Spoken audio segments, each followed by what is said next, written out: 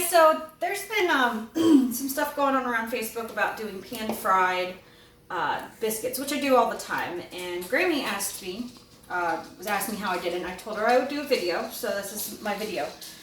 I use about 5 tablespoons of butter in my pan, and I put a lid on it.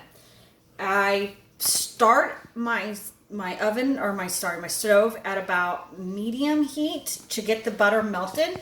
Once my butter is good and melted, I will lower it down to right in between kind of medium-low, medium-ish. You don't want this to be high heat. The reason being is that butter burns fast. So if you let it to high heat too much, you will burn your biscuits before your biscuits are ready to go. Now, I don't have pop cans. I don't really do pop cans anymore. I make my own biscuits. So I did make a flaky layered biscuit this morning. These have been sitting in the freezer for about 15 minutes, so that way that the butter and all the good yumminess inside can solidify for making nice fluffy biscuits.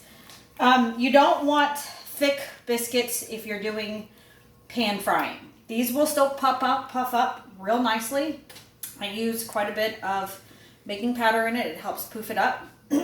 But if you have a thick dough, it will take longer. Think of back in the day of the Johnny cakes. Johnny cakes are done in just like this in the pan. They're your fried pancakes. They're just corn meal instead. So this is getting nice and melty. We're gonna pop this in just a moment. I have everything out ready to go.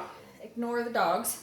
You want to have something to drain your biscuits once they're done, because they will be a greasy mess, which is, you know, what us Southern people like a lot. All right, so this is just about where these are melted. As you can see, I'll move the butter around to help it around. Yes, that's a lot of butter in there, but you need that in order to be able to fry.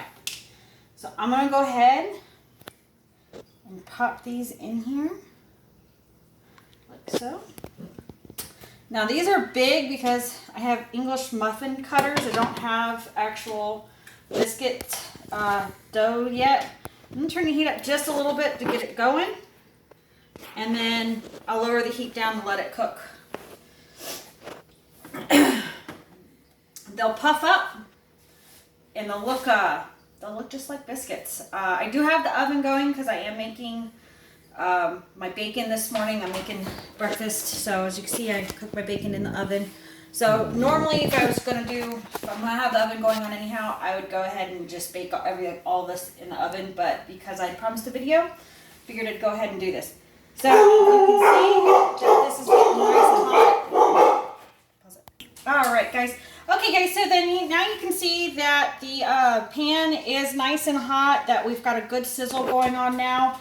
So this is about the time when I'll go ahead and lower my heat, because you want that heat in order to be able to get that poof and rise. The lid will help keep your heat in, which will help steam it and do a really good job of getting that cooked. I gauge it. I've seen it to where it depends on how hot my pan is. I've seen it to where it can take 2 to 3 minutes on each side. I've done it to where it's been 4 minutes on each side. It depends on the thickness of your biscuit, the kind of biscuits you're making, the temperature of your pan, your oven, your stove top. Everything's different. It's no different than baking in an oven. Your oven has different temperatures, which means that it's going to cook at different rates. Same thing with your stove top. The stove top's really good. Now, granted, I'm a gas girl. I love my gas stove. Since we've gotten this, since we've gotten the house, I've been using this particular stove unit, and so far it's done really good on giving me good, nice, even heat, which I really like. A lot of times you don't get that with your gas stoves, and that's okay. You just have to know your oven, know your equipment, and just do what you need to do. But this is how you do it. I'm going to go ahead and we'll do the whole process with this one. This is a very flaky dough. I made a really nice flaky dough. So this is just, see, it's just now starting to poof up. You want to just let that keep frying, keep cooking. You don't really want to play with it too much. You just want to let it do its thing and get nice and yummy.